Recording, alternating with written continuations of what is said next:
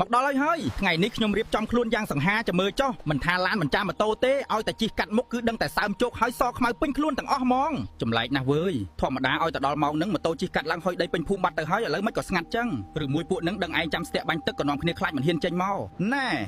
ហែងចង់ទៅណាមេអំបៅបាញ់ទឹកមិនបានបាច់ម្សៅដាក់ឯងក៏បានដែរយីហើយហោះលឿនម្លេះឯងបាច់ម្សៅសឹងតែអស់មកកំប៉ុងទៅឯងក៏ចឹងដែរអាម្ចាស់របងឈរមើលអីមិនក៏ស្ងាត់ចឹងក្នុងភូមិនេះបាត់មនុស្សទៅណាអស់ហើយប្រហែលជានាំគ្នាទៅលេងនៅវត្តអស់ហើយមើលទៅទើបទុកឲ្យខ្ញុំឈរចាំម្នាក់ឯងចឹងគ្មានអ្នកណាមកក៏រាំម្នាក់ឯងទៅរាំវងចូលឆ្នាំខ្មែរយើងសប្បាយណាស់ពួកម៉ាអើយមើលក្បាច់រាំខ្ញុំផងមិនចាញ់អ្នករាំអាជីពទេសប្បាយខ្លាំងដកដង្ហើមធំមើលចុះអាស្វាយអើយអាស្វាយម្សៅក៏លាបហើយទឹកក៏ត្រៀមហើយតែចុងក្រោយសល់តែឯងម្នាក់ឯងក្នុងចានដែកនេះសូម្បីតែរូបថតក្នុងទឹកក៏មើលទៅដូចជាចង់យំដែរនឹងឈប់ឮសំឡេងអីហ្នឹងក្បែរហ្នឹងសើច្បាស់ណាស់ដឹងតែមានអ្នកណាមកហើយលើកនេះមិនឲ្យរួចខ្លួនដាច់ខាតត្រៀមទឹកឲ្យហើយត្រៀមម្សៅឲ្យហើយខ្ញុំនឹងលោតទៅបោកម្សៅដាក់ឲ្យផ្អើលភូមិហ្មងអស់សង្ឃឹមហើយស្មានមានមនុស្សតាមពិតជាខ្យងសោះវាលឿនជាងការសង្ឃឹមរបស់ខ្ញុំទៅទៀតល្មមឈប់លេងហើយអាស្វាយអើយទៅដេកវិញទៅសួយអ្វីសួយយ៉ាងនេះលោកអើយលោក